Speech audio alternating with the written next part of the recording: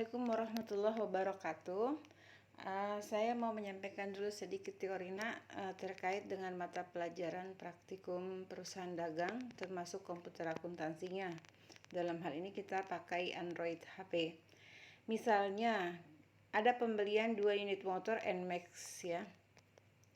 Dengan harga per unitnya adalah 30 juta.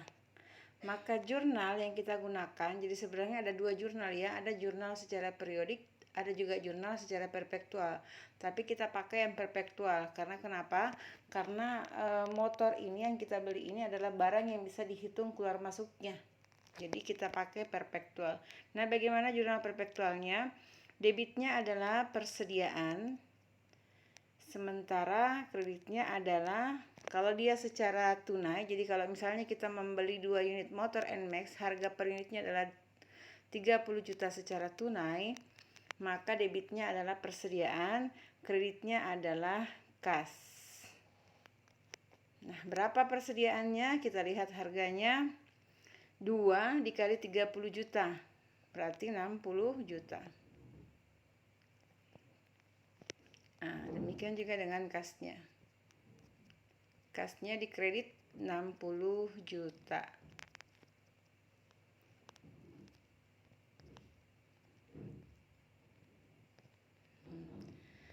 Selanjutnya, misalnya anggaplah ini kita membeli tanggal 3 bulan Maret. Ya. Selanjutnya tanggal 6 Maret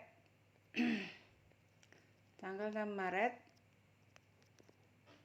kita menjual. Jadi misalnya kita menjual 1 unit motor NMAX dengan harga per unit atau harga jualnya adalah sebesar, ya, karena kita mau menjual berarti kita mau untung kan. Jadi kalau misalnya kita belinya 30 juta, maka kita jualnya misalnya 40 juta atau 35 juta.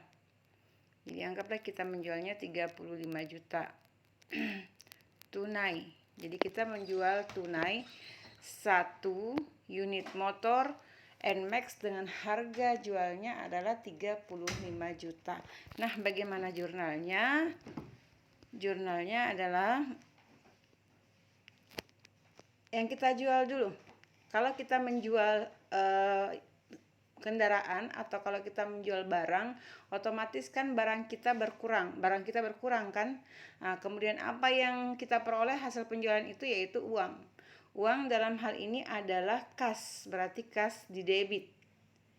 Sebesar berapa yang kita jual, yaitu 1 unit dikali 35 juta, berarti sama dengan 35 juta. Apa kreditnya? Namanya saja menjual, berarti kreditnya adalah penjualan.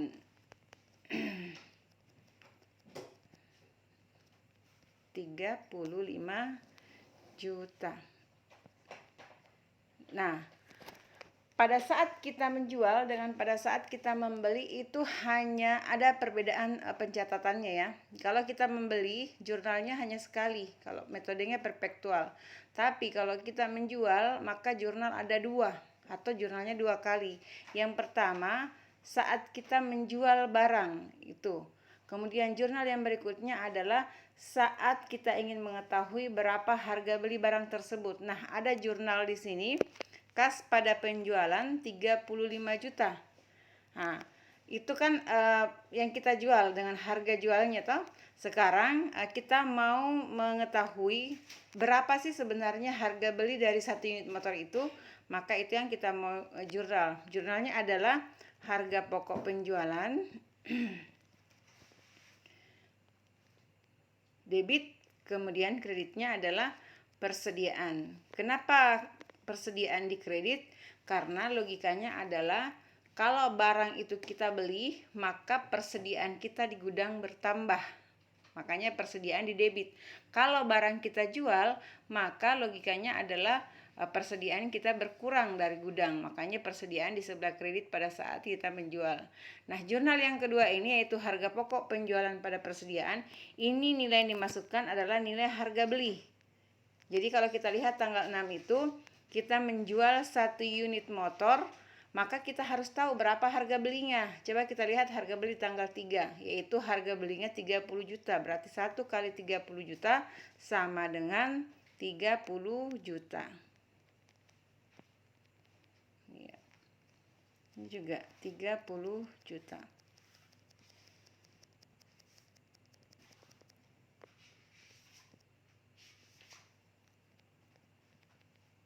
Iya. Nah, seperti ini.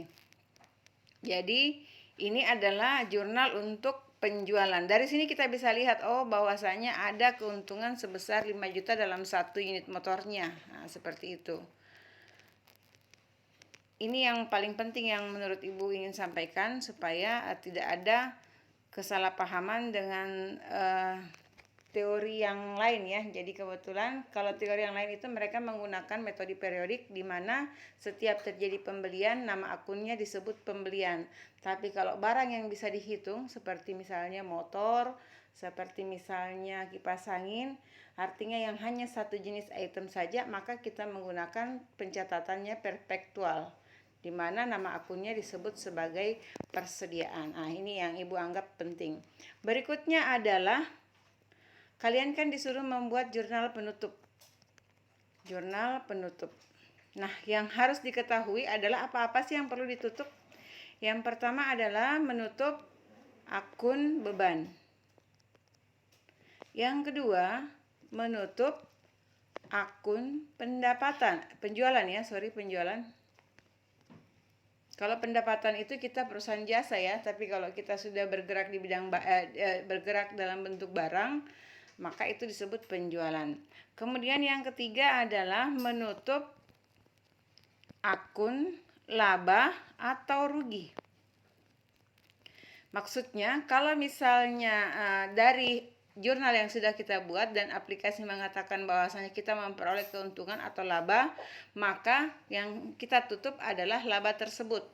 Bagaimana caranya? Logikanya adalah kalau laba itu jelas-jelas menambah modal, sementara kalau rugi dia mengurangi modal. Bagaimana jurnal menutup akun beban? Jurnal menutup akun beban yang biasanya saldo normalnya beban di debit, sekarang beban saldo normalnya di kredit. Ya, jadi kalau kita tutup akun beban, maka beban yang sebelumnya di debit pada saat kita tutup di kredit. Nah, apa debitnya? Debitnya adalah ikhtisar laba rugi. Debit. Kemudian kreditnya adalah beban-beban. Jadi kalau misalnya ada 5 beban, ada beban sewa, ada beban asuransi, ada beban gaji dan lain-lain, itu semuanya di kredit. Nah, debitnya adalah ikhtisar laba rugi. Beban-beban kredit. Oke, kemudian yang kedua adalah menutup akun penjualan. Penjualan itu saldo normalnya di kredit, berarti pada saat kita tutup dia pindah ke debit. Ya. Nah, apa kreditnya? Ikhtisar laba rugi. Ya. Kemudian menutup akun laba atau rugi. Ini tadi yang Ibu bilang, kalau misalnya dia laba, maka menambah modal. Berarti kalau menambah modal, modal itu kan bertambahnya di kredit. Berarti debitnya adalah ikhtisar laba rugi, debit.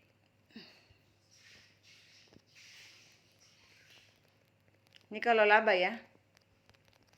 Kemudian kreditnya adalah modal. Ini kalau misalnya laba, menutup akun laba. Kredit.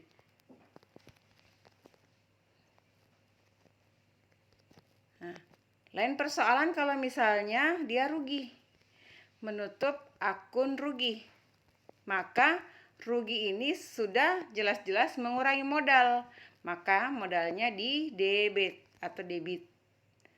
Kemudian kreditnya adalah ikhtisar laba rugi. Nih.